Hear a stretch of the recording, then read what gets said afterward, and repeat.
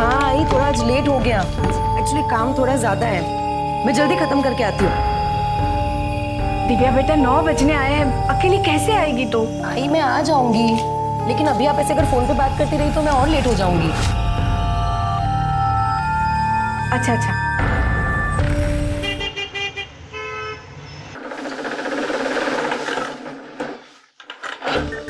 मधु, हाँ दीदी। आज लेट हो गया ना, हाँ और काम भी खत्म नहीं हुआ। हाँ दीदी, पर कल थोड़ा जल्दी आकर कर लेंगे। चलो चलो अभी जाओ, दादा आप भी जाओ, कल सुबह देखेंगे, ठीक है? गुड नाइट दीदी। Good night.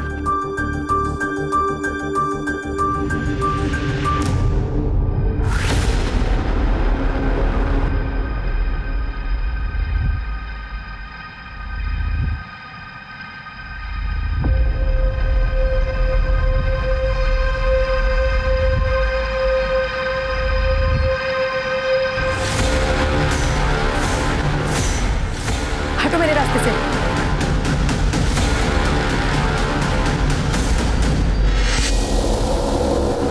इतनी जल्दी में कहाँ जा रही? आज मौका मिला है। छोड़ो मुझे। अब रोक ही रही हो? जब मैंने कहा था ये दुकान का तमाशा बंद करके इसकी शादी के लिए लड़का देखते हैं, जब तो माँ बेटी ने एक नहीं सुनी मेरी। अब नतीजा सामने है, भुगतो। सर, ये हॉस्पिटल है, आपका घर नहीं है। जब घर जाएंगे तभी कोसिएगा अपनी बेटी को। प्लीज आप उसे आराम करने दीजिए। अभी रिपोर्ट लिखा था। बताओ किसने हमला किया था आपके ऊपर? सर वो शबनम और उसकी बेटी इशरत अपने गुंडे प्रहलाद के साथ मिलकर मुझ पर हमला किया था। इतनी जल्दी में कहाँ जा रही? आज मौका मिला है। चल चल पकड़ इसको। चल। क्यों हमला किया था तुम्हारे ऊपर? सर वहाँ मेरी शॉप के पास ही शबनम रहती है, वहाँ वो ड्रग्स का बिजनेस करती है, तो मैंने पुलिस में जाके कंप्लेन कर दी थी। ये एप्लीकेशन FIR के लिए। शिवाजी नगर के एरिया में हमला हुआ था। एक मिनट रुकिए आप, मैं अभी आता हूँ।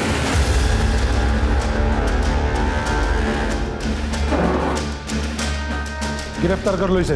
अरे ये क्या कर रहे हैं आप? मेरी बेटी को गिरफ्तार क्यों कर रहे हैं? उसने क्या किया है? हाँ?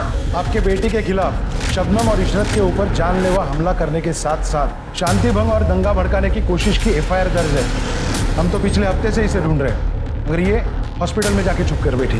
लेके जाओ इसे। अरे सर ये आप क्या कर रहे हैं? अरे उसकी हालत तो देखी, ठीक से खड़ा भी नहीं रहा जा सकता उससे, और आप कह रहे हैं कि उसने दंगा भड़काने की कोशिश की। रिपोर्ट दर्ज हुई है तो गिरफ्तार तो करना ही होगा। साहब ये सब शबनम और इज्जत की साजिश है, मेरी बेटी के खिलाफ उसने कुछ नहीं किया।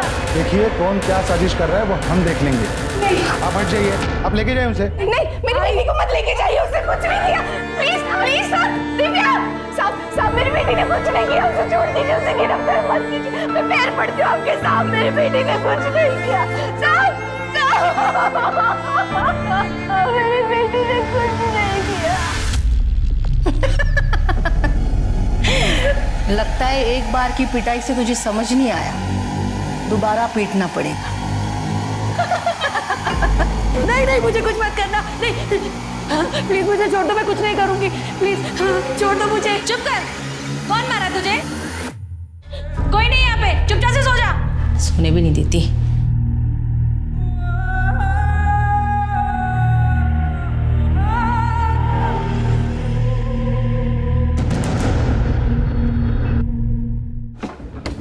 सर मैं जरा खाना खा रहा हूँ, बाद में आइए। सर एक रिक्वेस्ट थी दिव्या के बारे में। उसे रिहा कर दीजिए सर, उसकी तबीयत ठीक नहीं है। ऐसे कैसे रिहा कर दूं मैं उसको? FIR है उसके खिलाफ। अब कोर्ट ही फैसला करेगा कि उसको रोकना है या छोड़ना है। सब कोर्ट को ही फैसला लेना है तो शबनम इशरत और उसके आदमियों के खिलाफ हमारा भी FIR लिखिए। हमारी बेटी पे हमला करवाया उसने। चलो मान लिया, कर ली मैंने FIR दर्ज। शबनम और उसकी बेटी को अरेस्ट भी करा लिया, मगर जब कोर्ट मुझसे पूछेगी तो क्या कहूँगा मैं? साहब रिहा कर दीजिए ना। ये रिवेंज पॉलिटिक्स मेरे यहाँ नहीं चलेगी। आप चले जाइए। साहब मेरी बेटी को बुखार है, उसकी तबीयत भी ठीक नहीं है। देखिए आप जाइए, खाना खाना दीजिए मुझे।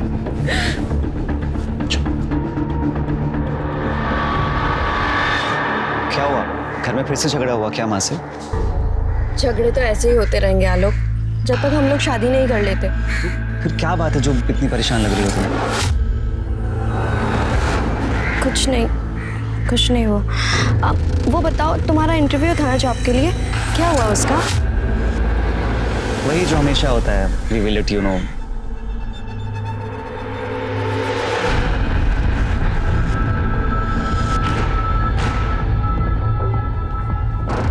ये क्या कर रहा है यहाँ पर?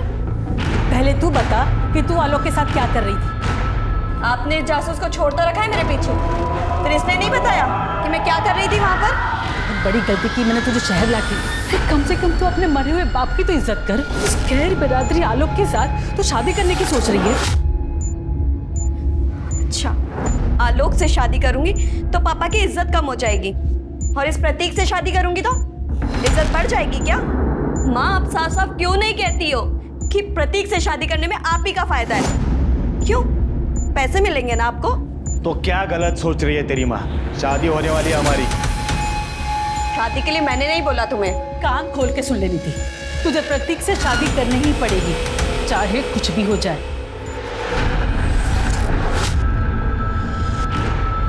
नीति,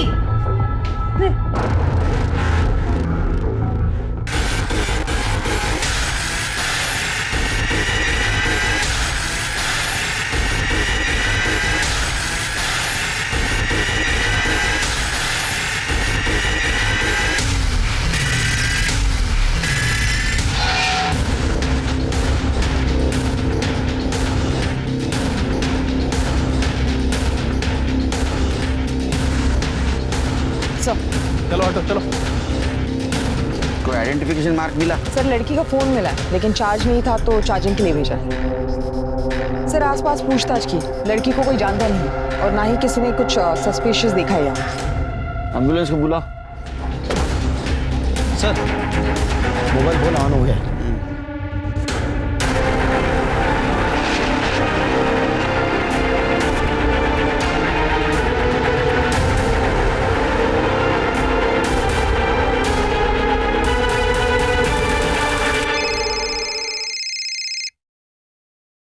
हेलो नीति, कौन बोल रहा है? आप कौन बोल रहे हैं? मैं इंस्पेक्टर सुनील केलकर बोल रहा हूँ। आप कौन बोल रहे हैं? सर, मैं आलोक शर्मा बोल रहा हूँ, लेकिन ये नंबर तो नीति का है। आप उसके फ़ोन से फ़ोन क्यों कर रहे हैं? नीति? कौन नीति?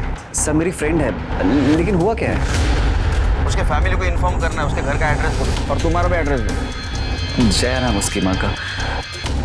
आप एड्रेस लिखिए।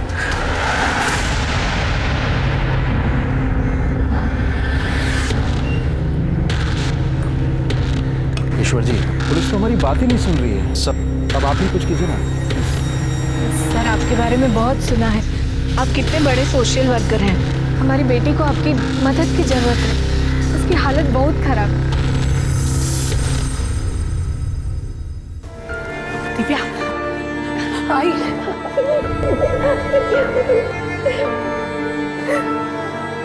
तो ठीक है ना? हाँ? अब बुखार भी नहीं है। हाय, ये कौन है? कहीं से शबनम ने तो नहीं भेजा है मुझे मारने के लिए? नहीं बेटा, नहीं। देखो बेटा, मुझे यहाँ किसी ने नहीं भेजा है, मैं तुम्हारी मदद करने के लिए आया हूँ। बेटा, ये ईश्वर जी हैं, हमारी मदद करने आए हैं, तुम्हें जेल से बाहर निकाल दिया। दिव्या बेटा, मेरी बात ध्यान से सुनो। अगर तुम मुझे फिर से एक बार बता सको कि क्या हुआ था उस रात, तो भाई ज्यादा अच्छे से तुम्हारे केस को समझ पाऊंगा। सर, शिवाजी नगर में मेरी बुटीक है और वही मेरी दुकान के पास शबनम रहती है अपनी बेटी इशरत के साथ। इसी वो लोग ड्रग्स का बिजनेस करती है और उनके गुंडे आए दिन मेरे दुकान पर आए कस्टमर्स को छेड़ते रहते हैं। एक्सक्यूज मी, क्या आप विंटर कपड़े बनाती हैं? यस मैम, आइए। आप बोले तो थोड़ी गर्मी ट्रांसफर कर दूं आपके पास? अरे मैडम का काम गर्मी से नहीं चलेगा, गर्मी मिटाने वाले से चलेगा, और उसमें तो मैं एक्सपर्ट हूँ। अरे अरे अरे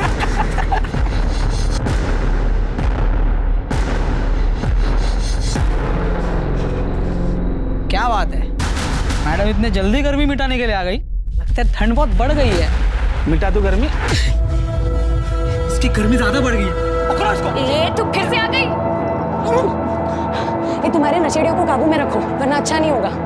आज फिर मेरी कस्टमर को छेड़ा इन्होंने। ये अपना रोना धोना ना कहीं और जाकर कर। हमने बोला था यहाँ दुकान खोलने को, जो हमसे आके शिकायत कर रही है। ये एरिया तुम्हारा नहीं है जो हर एक काम तुमको पूछ के करूं। अगर नहीं सुधरे ना तो पुलिस में जाके तुम सबकी कंप्लेंट करूंगी। पुलिस में जाएगी? हाँ जाऊंगी। और ये तुम्हारा जो काला धंधा है ना, इसका काला चिट्टा पुलिस को बता के रहूंगी। देख लो भाई लोग, पुलिस में जाने का बोल रही है। तुम सबको जेल में भिजवाएगी। इसका क्या करना है देख लो तुम लोग। उसके पास जाएगी? हाँ, पुलिस के पास जाएगी। हाँ, पुलिस के पास जाएगी। छोड़ो उसे। पीछे पीछे। और तू आज आई तो आई, आज के बाद इधर दिखना भी मत। हर बार तुझे बचाने नहीं आऊंगी मैं। चल यहाँ से। किसी तरह से मैं भागी वहां से। मुझे अपनी दुकान को बचाना था, इसलिए मैंने जाके पुलिस में कंप्लेन की। पुलिस भी पूछताछ का बहाना करके वहां से लौट आई। फिर मुझे सबक सिखाने के लिए शबनम ने उसकी बेटी इशरत और प्रहलाद के साथ मिलकर मुझ पर अटैक करवाया। मेरे खिलाफ झूठा केस दर्ज करवाया उन लोगों ने, ताकि मैं टूट जाऊं, अपनी जुबान बंद रखूं, उनके बारे में किसी को कुछ ना बताऊं। पुलिस भी इन सब में शामिल है। मैंने कुछ भी नहीं किया है। मैंने कुछ भी नहीं किया है। मैंने कुछ भी नहीं किया। करो मेरी वो झूठ बोल रही।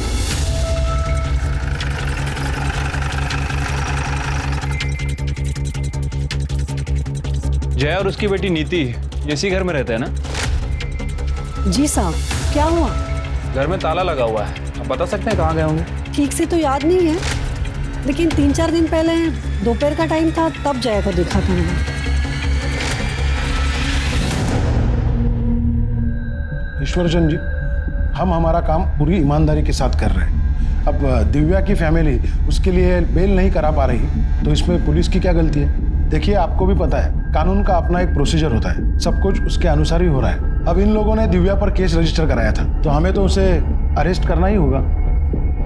वो सब तो मैं जानता हूँ इंस्पेक्टर साहब, और प्रोसीजर भी मुझे पता है, मगर जिस कानून की आप बात कर रहे हैं उसी कानून के हिसाब से बताइए कि दंगे करने के लिए किसी एक औरत को ही आरोपी बनाकर जेल में कैसे भेजा जा सकता है, जबकि एक पार्टी जेल के अंदर है और दूसरी बाहर आजाद घूम रही है। और हाँ, आपने तो इन लोगों के खिलाफ कोई केस तक दर्ज नहीं करवाया। क्योंकि कोई केस था ही नहीं। हाँ, मैं मानती हूँ इशरत और दिव्या का झगड़ा हुआ था, लेकिन वैसे नहीं जैसे दिव्या ने आपको बताया।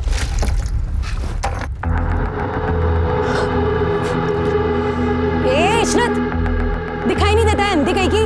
अरे ऐसे कैसे बात कर रही है? गलती से गिर गया, देख नहीं पाई तुझे।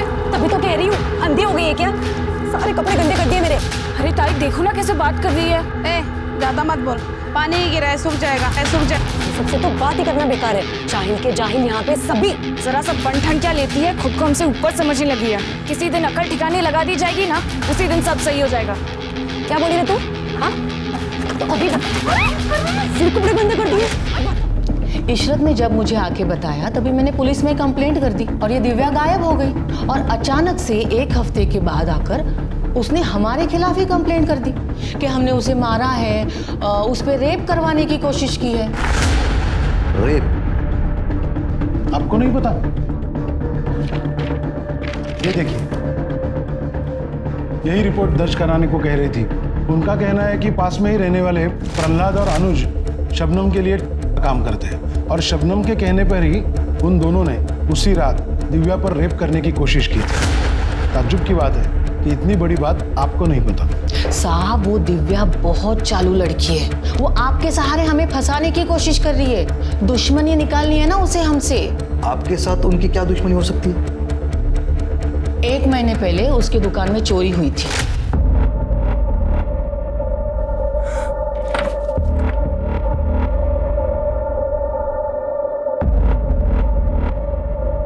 ज्यादा बड़ा नुकसान तो नहीं हुआ ना बेटा? बंद करो ये ड्रामा। मैं ये बात अच्छे से जानती हूँ, इस मोहल्ले के लोगों की हरकत है ये। सबके सब एक जैसे हो। मेरी दुकान बहुत चुभती है ना तुम लोगों को, इसलिए चोरी करवा दी। अरे भैया देखो, भलाई का तो जमाना ही नहीं रहा। कोई तुमसे तुम्हारा हाल पूछ रहा है और उल्टा तुम उसी पर दोष डाल रही हो। तो क्या तुम पर डालूं? कहीं ये चोरी तुमने तो नहीं करवाई? बहुत बुरा लग रहा है तुम्हें? ए, जबान संभाल के, अम्मी है वो मेरी। इशरत, चल यहाँ से, हमें रोकने की कोई भी जरूरत नहीं है। इशरत, एफआईआर देखिए, आप ये एफआईआर की कॉपी देखिए। दिव्या ने उस चोरी में भी हमें नामजद किया था ताकि हमें जेल हो सके, लेकिन वो कामयाब नहीं हो पाई, इसीलिए उसने दूसरी साजिश रची जिससे हम जेल पहुंच जाए।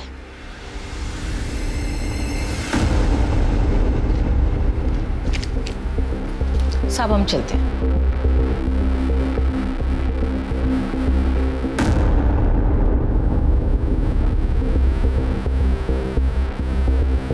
ईश्वरचंद जी, माँ बेटी दोनों मिलकर घुमा रहे हैं पूरे मामले को। आपसे कुछ कह रही है और पुलिस से कुछ और। इंस्पेक्टर साहब, इस केस की सच्चाई जो भी हो, मगर एक सच्चाई जरूर है कि इस पूरे मामले में पुलिस ने एक तरफा कार्रवाई करके दिव्या को जेल भेजा है, जबकि उसकी हालत देखते हुए दिव्या को जेल में नहीं हॉस्पिटल में होना चाहिए था। मैं समझता हूँ, लेकिन सिस्टम ने मेरे हाथ बांध के रखे हैं। और ईश्वर जी, जेल के हॉस्पिटल में दिव्या का इलाज चल रहा है और दिन ब दिन उसकी हालत भी सुधर रही है। नहीं, जेल के हॉस्पिटल में नहीं, हम लोग दिव्या की बेल के लिए अप्लाई कर रहे हैं। पुलिस विरोध नहीं करेगी ऐसी मैं आपसे उम्मीद करता हूँ इंस्पेक्टर साहब। ठीक है, आप बेल के लिए अप्लाई कीजिए, पुलिस विरोध नहीं करेगी। जी शुक्रिया।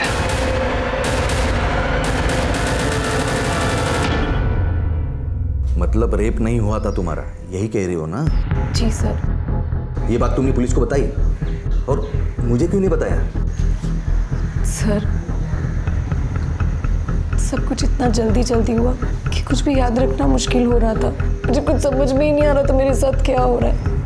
शायद इसलिए मैं आपको बताना भूल गई, मगर ऐसा नहीं है कि उन्होंने रेप करने की कोशिश नहीं की। देखो दिव्या, मैं तुम्हारी मदद करना चाहता हूँ, मगर इसके लिए तुम्हें मुझे सब कुछ बताना होगा, वो भी सच सच और शुरू से। जब मैंने आपको सब कुछ बताया वो सच ही है। नहीं, अभी पूरा सच नहीं बताया। शबनम के साथ जो तुम्हारी दुश्मनी है, जिसके खिलाफ तुमने चोरी की एफआईआर तक दर्ज करवाई थी।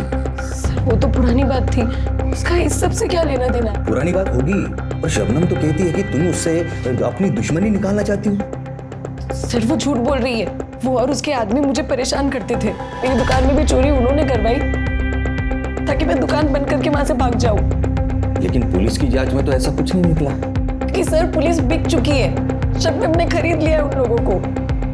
सर, मैं आपसे सच बोल रही हूँ, झूठ नहीं बोल रही हूँ। उसकी बात पर यकीन मत करो। ये मामला तो ठंडा होने की जगह और भी गर्म होते जा रहा है। तुम कहो तो ठंडा कर देता हूँ।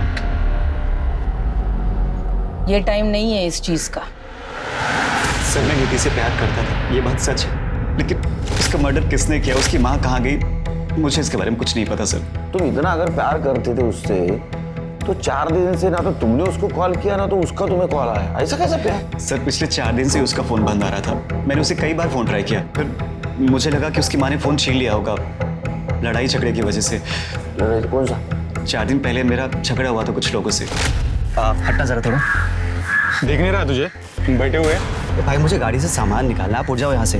और वैसे भी गाड़ी कोई बैठने की जगह नहीं है। तो तू ही बता कहाँ जाकर बैठे। अरे भाई, यहाँ से चले जाओ, आप कहीं भी बैठो, मुझे क्या करना है? बड़ा एटीट्यूड है तुझमें, है? निकलना पड़ेगा। छोड़ो, छोड़ो से। हेलो साले, यहाँ हमारी गुंडाई चलती है, नया गुंडा बनने की कोशिश मत करना, समझा? हेलो। नीति को लगा कि जिन लोगों ने मुझ पे हमला किया था उसकी माँ जया और प्रतीक के कहने पे किया था, ताकि हम दोनों एक दूसरे से मिल ना पाए। प्रतीक कौन है? सर, जया उसकी माँ नीति की शादी प्रतीक से करवाना चाहती थी। नीति प्रतीक को पसंद नहीं करती थी। मेरी अलग कास्ट होने की वजह से उसकी माँ जया मुझे पसंद नहीं करती थी। इसी बात को लेकर उसकी माँ और नीति के बीच झगड़ा चल रहा था। नीति उसे मुझसे मिल के गई थी, बस उसके बाद से उसका फ़ोन बंद आ रहा था। ये जया कहाँ गई होगी पता है? सर, मुझे कुछ नहीं पता है, लेकिन जया का गाँव बनारस में है और नीति बोल रही थी कि उसकी माँ गाँव जाने वाली थी।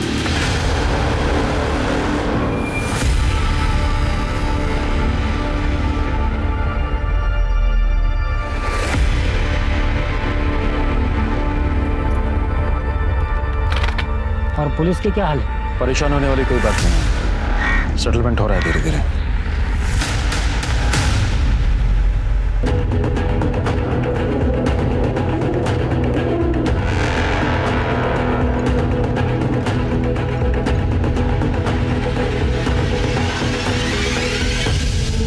आप एक जिम्मेदार आदमी है ईश्वर चंद जी, और इसीलिए केस से जुड़ी हर एक बात मैंने आपको बताई थी, मगर आप तो मीडिया में चले गए। इंस्पेक्टर साहब, मैं मेरी जिम्मेदारी बखूबी जानता हूँ, इसीलिए मैंने प्रेस को भी वही बताया जो सच है, जो दिव्या के साथ हुआ है। और हाँ, किसी भी तरीके का कोई प्रोपेगेंडा नहीं है, बस न्याय की मांग उतनी आप पूरी कर दीजिए। आखिर यही तो काम है ना आपका, पीड़ितों को न्याय दिलाना। जी हाँ, यही काम है मेरा, लेकिन मीडिया में जाके आपने सही नहीं किया। पुलिस आपकी केस की जांच कर रही है, मैं पर्सनली सुपरवाइज कर रहा हूँ आपके केस में। आप कल आइए, कल बात करते हैं।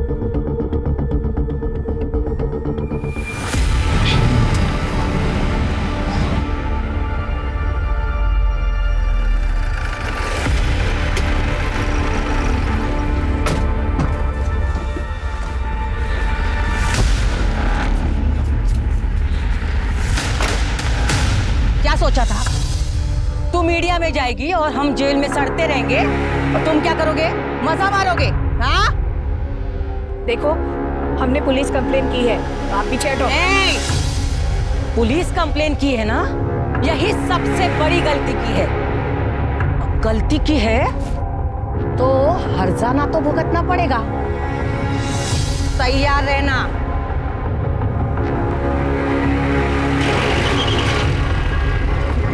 चल बेटा, अंदर अंदर चल।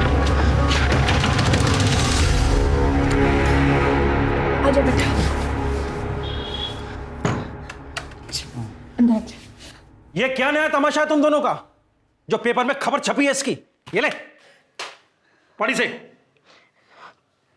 बाबा, वो शबनम और प्रहलाद अभी। चुप, एक शब्द नहीं सुनना है तेरे मुंह से। और तू, एक पैसे की अकल नहीं है क्या तेरे में? है? तेरी बेटी की ऐसी उल्टी सीधी खबरें छपेगी अखबारों में तो कौन शादी करेगा इससे? हाँ, मगर वो लोग हमारी दिव्या। अरे छोड़ दे सबको। तुझे पता है कितने खतरनाक लोग हैं वो? हैं? पहली बार इसका रेप नहीं कर पाए, इस बार अगर इसका रेप कर दिया या इसके ऊपर एसिड डाल दिया तो क्या करेगी? दिव्या, हम इतने बड़े लोग नहीं हैं कि उनसे मुकाबला कर सके। जो हुआ उसे भूल जाओ। नहीं भूल सकती बाबा, और ना ही मैं ये केस वापस लूंगी। भाई, कब से आपको मेरे साथ आने की जरूरत नहीं है।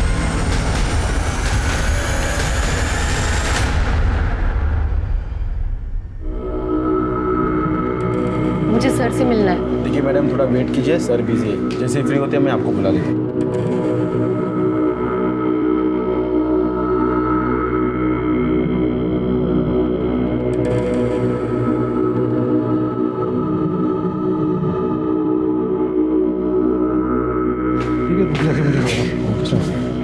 अरे तुम अभी तक यही बैठी हो? मेरे दिमाग से ही निकल गया था। तुम्हारे केस की छानबीन चालू है, मगर अभी तक कुछ मिला नहीं। सर, वो शबनम और इशरत को आपने अरेस्ट किया था, लेकिन वो लोग तो जेल से बाहर है। उन्होंने बेल ले ली, जैसे तुमने ली थी। लेकिन सर, वो लोग मुझे और मेरी माँ को धमकाने आए थे। प्लीज आप उन लोग को अरेस्ट कर लीजिए। यही बात शबनम और उसकी बेटी हमसे कह रही है कि तुम और तुम्हारी माँ उसके पीछे पड़े। अब अगर हम उन्हें अरेस्ट करेंगे तो तुम्हें भी जेल जाना होगा। जाना है जेल? ठीक है, कल आना, कल आराम से बैठ के बात करेंगे इस पर। बताइए क्यों बुलाया मुझे आपने? अरे वो पूछना था, नाश्ते में तू भुर्जी खाता है ऑमलेट खाता है? मतलब? नीति के मर्डर केस के बारे में बातचीत कर रही तेरे से। तू शादी करने वाला था ना उसके साथ? शादी करने वाला था, ये तो नहीं है। उसे तो उस आलोक से शादी करनी थी, मुझसे तो बात भी नहीं करती थी। तो ऐसा तो नहीं, इस बात की खुन्नस निकालने के लिए तूने और जय ने मिलकर उसका मर्डर कर दिया? अच्छा, तो कोई सबूत है आपके पास? आपको जब भी सबूत मिलेगा ना, बुला लेना, आ जाऊंगा। सर क्या है? सर कितना बोल रहा है? एक रख के दूं क्या इसमें? 4 चम्मच शक्कर की चाय, दिमाग की बत्ती जला है। इसका बैकग्राउंड चेक किया था? हाँ सर, इसका बैकग्राउंड चेक किया था। एक लोकल नेता है, उसके लिए काम करता है, इसलिए फालतू की अकड़ भरी है इसमें। काफ़ी केस भी है इसके अगेंस्ट मारपीट के। नीति के मर्डर वाले दिन ये कहाँ था, जरा पता करो। ठीक है सर। वैसे सर, ये प्रतीक और जया, इन दोनों को ही नीति और आलोक के रिश्ते से बहुत ज़्यादा प्रॉब्लम थी। सर पॉसिबिलिटी है कि या इन दोनों ने इसका मर्डर किया या फिर किसी से करवाया है। सर आलोक सही कह रहा था। हमने बनारस में जया के गांव से पता किया। नीति के मर्डर के अगले दिन ही वो अपने गांव पहुंची। नीति के मर्डर के अगले दिन जया को क्या? क्या भाई कल्याण, किसका कल्याण करने जा रहे हो?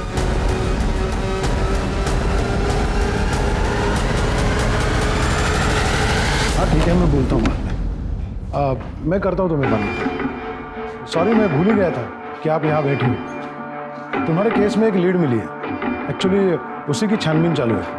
एक काम करना, तुम कल आना, कल तक कुछ और पता चल जाएगा।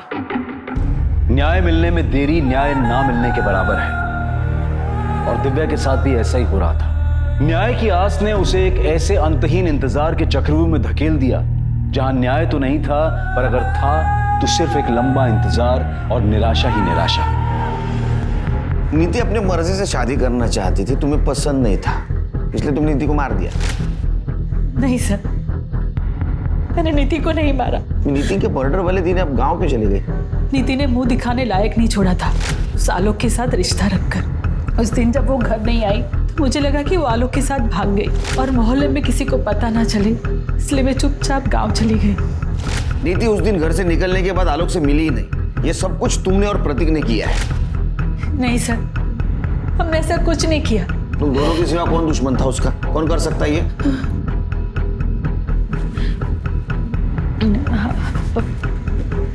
प्रहलाद। छोड़ो, पकड़, उठ। छोड़ो उसे, छोड़ो उसे। चल निकल यहाँ से, वरना सारी गांधीगिरी निकाल देंगे तेरे। चल चल चल अंदर चल, अंदर चल चल। मार, लेकिन ये लोग इसे मार देंगे। वो जाने और वो लड़की जाने, इन सब में हमें नहीं पड़ना। चल तू यहाँ से। एरिया का गुंडा है सर, सभी उससे बहुत डरते हैं। नीति के मर्डर से इसका क्या लेना देना? नीति बहुत परेशान थी सर, क्योंकि वो उस लड़की की मदद नहीं कर पाई। लेकिन जब नीति को ये पता चला कि पुलिस ने उस लड़की को जेल में डाला है तो बहुत परेशान हो गई। मैंने नीति को बहुत रोका, समझाया, लेकिन वो पुलिस स्टेशन में गवाही देने आ गए। पुलिस ने तो कुछ नहीं किया, लेकिन जब गुंडों को पता चला कि नीति उनके खिलाफ गवाही देने आई थी पुलिस स्टेशन में, हमारा जीना हराम कर दिया था। ये क्या कर? मैंने कहा था ना, ज्यादा समाज सेवा करना अच्छी बात नहीं है, मगर तू मानी नहीं। देखो अब हो गई ना गंदी बात बीच बाजार में। अभी भी तेरे पास समय है, गवाही देने की सोचना भी मत, वरना अगले टाइम कपड़े नहीं तू फटेगी। नीति को हर तरीके से परेशान किया कि वो गवाही न दे पाए। मैंने भी उसे बहुत रोका और नीति भी अपना मन बना रही थी कि वो गवाही से पीछे हट जाए। तब आलोक पर किसी ने हमला कर दिया तो नीति को ऐसा लगा। निकाल ली ना आप दोनों ने अपनी खुन्नस आलोक को पिटवाकर, लेकिन मैं भी पीछे नहीं हटूंगी माँ। शादी तो मैं आलोक से ही करूंगी।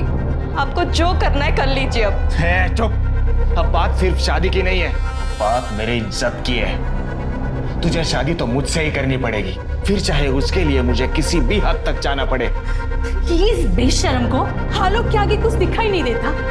तो इससे अच्छा होता कि प्रहलाद इसे मार देता। आ गई ना दिल की बात जुबान पर माँ, तो अभी फालतू की केयर करना बंद कीजिए। अब शादी तो मैं आलोक से ही करूंगी, चाहे मैं मर जाऊंगी, और उन गुंडों के खिलाफ बयान भी दूंगी। बहुत सुन ली मैंने आपकी, अब नहीं सुनूंगी। उस रात हमारे बीच बहुत लड़ाई झगड़ा हुआ और दूसरे दिन सुबह नीति घर छोड़ के चली गई। उन गुंडों ने ही मारा है सर मेरी बेटी को। ये आलोक, क्योंकि वो आलोक के पास ही गई थी। किस पुलिस स्टेशन में था झगड़े का केस जहाँ नीति गवाही देने वाली थी? ये कैसी बात कर रहे हैं सर? इसी पुलिस स्टेशन में है वो केस। क्या? किसके पास? इंस्पेक्टर रवि पाटिल। तुमको मेरे केस से क्या लेना देना? मैं आया था तुम्हारे केस के बीच में, जो तुम मेरे इन्वेस्टिगेशन में टांग अड़ा रहे हो। क्या इन्वेस्टिगेशन कर रहे हो तुम? सिर्फ घुमा फिराने की बात कर रहे हो ताकि वो लड़की फ्रस्ट्रेट हो जाए और हार मान ले। तुम मेरे बॉस नहीं हो जो मैं तुम्हें सफाई दूं। अरे तुम्हारे जैसे ऑफिसर का बॉस भी नहीं बनना चाहता। अपने काम से काम रखो और मेरे मामले में मत पड़ो। हेलो, ये अब सिर्फ तुम्हारा मामला नहीं रहा, समझे ना? मेरी विक्टिम नीति तुम्हारे पास आई थी गवाही देने की। फर्जी गवाही दी थी उसने। कोई सबूत नहीं मिला हमें जो ये साबित कर सके कि उसकी गवाही सच है। तुमने कुछ सबूत ढूंढने की कोशिश ही नहीं की। नीति का मर्डर हो गया, दिव्या के आरोपी अभी भी खुलेआम बाहर घूम रहे हैं क्योंकि तुमने तुम्हारा काम ईमानदारी से नहीं किया। तुम जैसे गैर जिम्मेदार ऑफिसर की वजह से हम जैसे जिम्मेदार ऑफिसर के ऊपर लोग भरोसा नहीं करते। तो जाओ, निभाओ अपनी जिम्मेदारी, सुलझाओ केस को। मुझे लेक्चर देने की जरूरत नहीं है। करूंगा, ये सब कुछ करूंगा। मेरा केस भी सॉल्व करूंगा, दिव्या को भी न्याय दिलाऊंगा। You just wait and watch. एक पुलिस स्टेशन अपने ही थाने में दर्ज हुए 2 अलग अलग मामलों में 2 खेमों में बंट चुका था। पुलिस डिपार्टमेंट ने तुरंत ही दिव्या केस के इंचार्ज पीआई रवि सरना को केस से हटा दिया और दिव्या के केस की जांच भी नीति केस के इंचार्ज पीआई सुनील केलकर को सौंप दी गई। दिव्या, अब तक तुम्हारे साथ जो कुछ भी हुआ वो बहुत गलत हुआ है, लेकिन हम तुम्हें न्याय दिलाएंगे। सिर्फ हमारी मदद करनी होगी तुम्हें इन्वेस्टिगेशन में। शिरगित,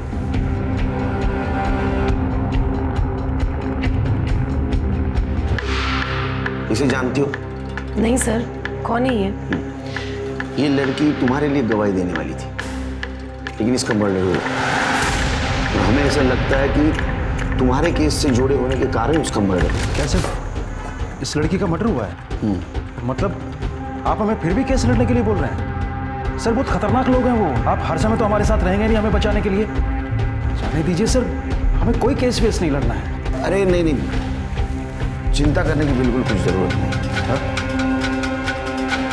अब ये केस मेरे पास है, इसे कुछ नहीं होने दूंगा। एक लंबी लड़ाई के बाद दिव्या को न्याय की उम्मीद दिखी थी, मगर किस्मत का खेल अभी खत्म नहीं हुआ था और इस बार किस्मत उसके साथ जो खेल खेलने वाली थी वो दिव्या पर बहुत भारी पड़ने वाला था। साहब, मेरी बेटी को मार डाला, मार डाला। गुंडे भेजे थे उसको मारने के लिए और पुलिस कुछ नहीं कर पाई। आपने बोला था ना मेरी बच्ची को कुछ नहीं होगा। ये रक्षा की मेरी बच्ची की आप लोगों ने। सर, दिव्या घर पे अकेली थी। उसकी माँ बाजार गई थी और उसके पापा काम से गए थे। दिव्या को इस हालत में उसके पापा ने सबसे पहले देखा जब वो दोपहर में खाना खाने आए थे। किसी पड़ोसी ने देखा या किसी को आते हुए? नहीं सर, दोपहर का टाइम था तो सब लोग अपने अपने घर पे थे, तो कोई विटनेस नहीं है। घर का कोना कोना छानना, अड़ोस पड़ोसी से बात करो और पेट में जितने भी मेंबर हैं सबको उठा लाओ। दिव्या की मौत के जिम्मेदार हम भी हैं। वो जिंदा थी, उसको इंसाफ नहीं दिला पाए। कम से कम मरने के बाद तो उसको इंसाफ दिलाएंगे। क्या बोले साहब, इन नशोड़ों ने जीना आराम कर दिया और वो दिव्या मैडम ने आवाज उठाई। क्या हुआ उसके साथ? हमें नहीं मरना ऐसी मौत।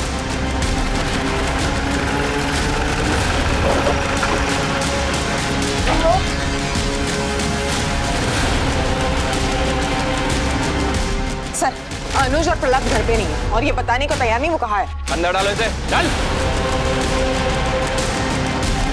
दिव्या के साथ तो मारपीट यही हुई थी, अगर बोलेगा कोई कैसे? और शबनम और उसके गुंडे सब उसे डरते, मैं भी डर गया था। ये स्टेटमेंट थाने चल के दे सकते हो? स्टेटमेंट क्या? आप अगर सुरक्षा की गारंटी दो, मैं अपने घर का सीसीटीवी फुटेज आपको बता दूँ। Very good. पता कहाँ है अनुज, कहाँ है प्रहलाद? हमें कुछ नहीं पता, हम सच कह रहे हैं। अरे तो पहले ही बता देना ना, मार खाने की जरूरत नहीं थी ना। चलो बोलो। पूरे इलाके में मेरा ही माल बिकता था, किसी की औकात नहीं थी मुझसे उलझने की। लेकिन जब से उस दिव्या ने दुकान खोली थी ना, तब से उसने मुझसे उलझना चालू कर दिया। कभी घर में आके हंगामा करती थी तो कभी यहाँ पुलिस स्टेशन में आके कंप्लेन करती थी। तय सड़क पे उसके ऊपर हमला करवाया सबके सामने, बाद में रेप करवाने की कोशिश की। जब वो लड़की नहीं मानी, पीछे नहीं हटी और तुम्हें जब पता चला कि नीति उसके साथ है तो पहले नीति और बाद में दिव्या को रास्ते से हटा दिया। नहीं साहब, नीति और दिव्या के मर्डर में हम लोगों का कोई हाथ नहीं था। तुम्हारा हाथ कैसे नहीं? अगर नीति तुम्हारे खिलाफ गवाही देती तो तुम जेल जाती और दिव्या अगर केस लड़ती तो भी तुम जेल जाती। तुम्हारा धंधा चौपट हो जाता और तुम कह रहे हो तुम्हारा हाथ नहीं। हमारा ड्रग का धंधा अच्छा चल रहा था और ये दिव्या का मामला कुछ दिनों में ठंडा हो जाता था और बाद में वापस में मेरा धंधा शुरू कर सकती थी। तो फिर उन दोनों को मारकर हम लोग अपने ऊपर क्यों मुसीबत ले लेते? ये पुलिस वाला कौन? रवि पाटिल। हाँ साहब, रवि साहब को हफ्ता पहुंचना था हमारे पास से। ये प्रहलाद को कहाँ छुपा है? मुझे नहीं पता साहब, पिछले कुछ दिनों से ना फोन किया ना मैसेज। सर ये शबनम और इशरत तो अभी भी इस बात पे अड़े हुए हैं, इस मर्डर से इन दोनों का कोई लेना देना नहीं है। और सर वो प्रहलाद, वो भी अभी तक गायब है। उसको ढूंढो, क्योंकि इस गुत्थी की गांठ वही है। सर, इस अनुज और प्रहलाद के बारे में एक न्यूज मिली है।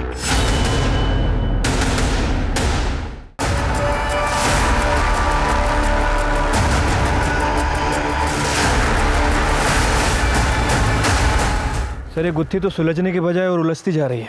हाँ सर, ये प्रहलाद अपना प्राइम सस्पेक्ट था और इसी का मर्डर हो गया। सर मुझे लगता है कि यहाँ कोई पार्टी वगैरह चल रही थी और जो भी इन दोनों के साथ आया वो इन्हें जानता था।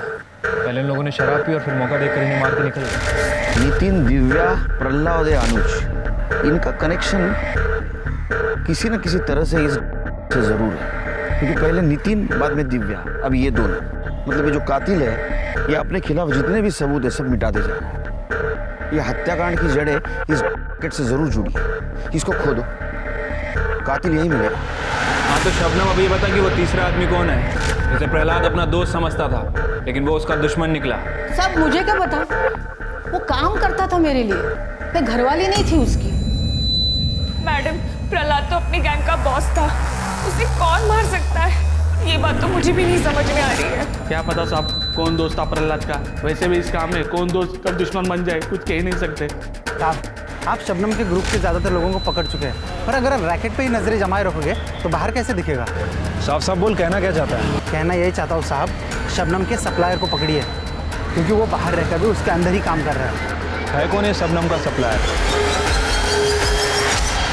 साहब उसको मैं डायरेक्ट नहीं जानता था, एक आदमी था हम दोनों के बीच में। प्रहलाद? नहीं साहब, वो प्रहलाद नहीं था। फिर कौन था?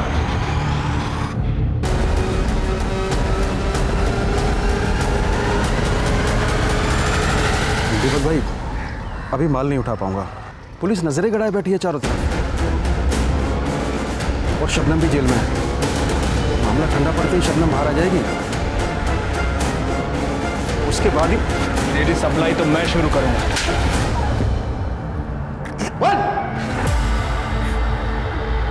मुझे पीने की लत थी साहब, बाकी लोगों की तरह मैं भी शबनम से लेता था। क्या नल्ला माल है, करंट ही नहीं मारता। इससे बढ़िया माल तो दूसरी जगह मिलता। कमीने, मेरे ठिये पर बैठकर मेरे ही माल की बुराई कर रहा है। तेरे को नहीं अच्छा लग रहा है ना तो जा कहीं और जाके मार। चल, खाली पीली कस्टमर्स मत बिगाड़ मेरे। यहाँ नाराज क्यों हो रही हो? आप एकदम कड़क और सस्ता माल दिलवाऊंगा ना। एक आदमी को जानता हूँ मैं, आप एक बार माल लेकर तो देखो, 2 पैसे तुम भी कमाओगी और इसी बहाने 2 पैसे मैं भी कमा। कल्याण के कहने पर मैंने माल मंगवाया दीपक से। माल में दम था और कल्याण मेरे लिए माल लाने लगा। सब कुछ ठीक चल रहा था साहब, जब तक दिव्या ने वो दुकान किराए पे नहीं ली थी। मैंने कई बहानों से उसकी दुकान बंद करवाने की कोशिश की, लेकिन उसने मेरी एक नहीं सुनी। उल्टा रोज कोई ना कोई समस्या खड़ी कर देती थी।